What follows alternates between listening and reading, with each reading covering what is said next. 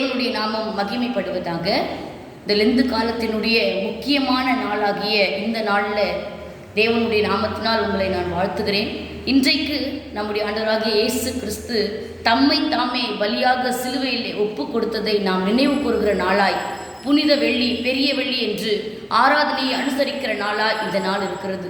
இன்றைய நாளிலே ஏசாயா 53வது அதிகாரத்தினுடைய 12ஆம் வசனத்தை வாசிக்கும் போது, அவர் தம்முடைய ஆத்துமாவை மரணத்தில் ஊற்றி அக்கிரமக்காரரில் ஒருவராக எண்ணப்பட்டு அநேகருடைய பாவத்தை தாமே சுமந்து அக்கிரமக்காரருக்காக வேண்டிக் கொண்டது நிமித்தம் அநேகரை அவருக்கு பங்காக கொடுப்பேன், பலவான்களை அவர் தமக்கு கொள்ளையாக பங்கிட்டுக் கொள்வார். ஆமேன்.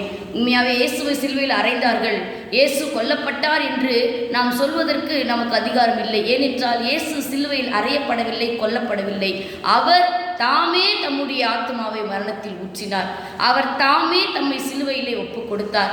அந்த சிலுவையை ஒரு மிகப்பெரிய பிரசங்க பீடமாய் மாற்றி அந்த சிலுவையிலே அவர் அழகான வார்த்தைகளை பிரசங்கங்களாய் அவர் பிரசங்கிக்கிறார். சிலுவையிலே தன்னை ஒப்பு கொடுத்த இயேசு முதலாவது தன் வாயை திறந்து, பிதாவே இவர்களை மன்னியும், தாங்கள் செய்கிறது இன்னதென்று அறியாதிருக்கிறார்களே என்று மன்னிப்பை குறித்துதான மிக பெரிய சத்தியத்தை அவர் சிலுவையிலே கூறினார். அந்த ஒரே ஒரு பிரசங்கத்தை கேட்ட வலது பக்கத்தில் இருந்த கள்வன் கர்த்தரை பார்த்து சொல்லுகிறார், பிதாவே நீர் உம்முடைய ராஜ்யத்தில் வரும்போது அடியனை நினைத்தருளும் என்று சொல்லும் பொழுது அந்த நிமிடத்திலே அவருக்கு ரட்சிப்பை கர்த்தர் கட்டளையிட்டு, இன்றைக்கு நீ என்னுடனே கூட பரதேசில் இருப்பாய் என்று 2ஆம் திருமொழியை அருமையான வலது பக்கத்தில் உள்ள கள்ளனுக்கு கர்த்தர் அந்த இடத்திலே கூறுகிறார். ஒரு வலது பக்கத்தில் உள்ள கள்வனையே அவர் ரட்சிக்கிறவராய் இருக்கும் பொழுது, தம்மை தன்னுடைய கருவிலை சுமந்து அவமானங்கள், நிந்தைகளை ஏற்றுக்கொண்ட தாய் தன் மார்பிலே சாய்ந்து கொண்டு எப்பொழுதும் ஆண்டவருடைய முகத்தையே நோக்கி கொண்டிருந்த தனக்கு அன்பாயிருந்த சீஷன் அவர்கள் இருவரையும் பார்த்து அவர்களை ஒருவருக்கு ஒருவர் ஆறுதலாய் அவர்களை ஒப்பு கொடுத்து அந்த இடத்திலே பராமரிப்பை கர்த்தர் கொடுக்கிறார். இப்படிப்பட்ட காரியங்களை செய்தவர் இருள் அந்தகாரம் சூழ்ந்து கொள்ளும் போது பிதாவின் முகம் மறைக்கப்பட்ட அந்த ஒரு நொடி பொழுதை அவரால் சகித்து கொள்ள முடியாமல் அவர் தேவனை பார்த்து கதறுகிறார், என் தேவனே, என் தேவனே, ஏன் என்னை கைவிட்டீர் என்று சொல்லி 4ஆம் திருமொழியாய் கர்த்தர் கதறுகிற அந்த கதறுதலை நாம் பார்க்கிறோம். அது மட்டும் இல்லாமல் தன் சரீரத்தில் இருக்கிற எல்லா தண்ணீரையும் நமக்காக அவர் இழந்து, அந்த தண்ணீர் இல்லாமல் இரத்தம் அவருக்கு வியர்வையாய் வந்தது என்று நாம் வாசிக்கிறோம். இரத்தத்தை எல்லாம் நமக்கு தியாகமாய் கொடுத்து நம்முடைய ஆத்தும பாரத்தினால ஆண்டவர் நிறைந்தவராய் சிலுவையில் 5ஆம் திருமொழியாய் தாகமாய் இருக்கிறேன் என்று அவர் சொல்லுகிறார். தாகமாய் இருக்கிறேன் என்று சொன்ன கர்த்தருக்கு காடி கொடுக்கப்படுகிறது. அந்த கசப்பை அவர் ஏற்றுக்கொள்ளுகிறார். நாம் வேதத்திலே வாசிக்கிறோம், அவர் கசப்பை வாங்கிய பின்பு எல்லாம் முடிந்தது என்று சொன்னார்.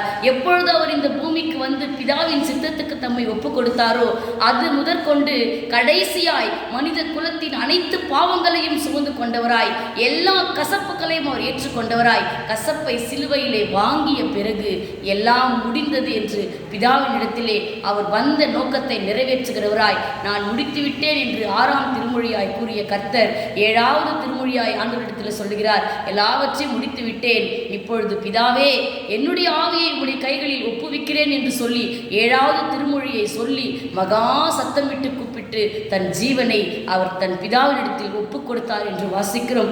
இப்படிப்பட்ட தேவன் இந்த பாடுகளை ஏற்றுக்கொண்டதின் ஒரே நோக்கம், இந்த பூமியிலே நாம் பயப்படாமல் ஜீவிக்க வேண்டும் என்பதற்காக. இதை கேட்டுக்கொண்டிருக்கிற நாம் தொடர்ந்து நாம் உபவாசித்திருப்போம், ஜெபித்திருப்போம், ஒவ்வொரு நாளும் செய்திகளை கேட்டிருப்போம். நமக்காக அவர் ஜீவனையே கொடுத்திருக்கிறார். மற்றவைகளை அருளாதிருப்பது எப்படி? அப்படிப்பட்ட தேவன் நமக்கு இருக்கும் பொழுது எந்த சூழ்நிலையிலும் எதற்கும் பயப்படாமல் சிலுவையை நோக்கி பார்த்து மரணத்தையே அவர் ஜெயித்திருக்கிறார். மற்ற காரியங்களை நாம் ஜெயிப்போம் என்ற நம்பிக்கையோடு நாம் விசுவாசத்தோடு ஜெபிக்கலாம்.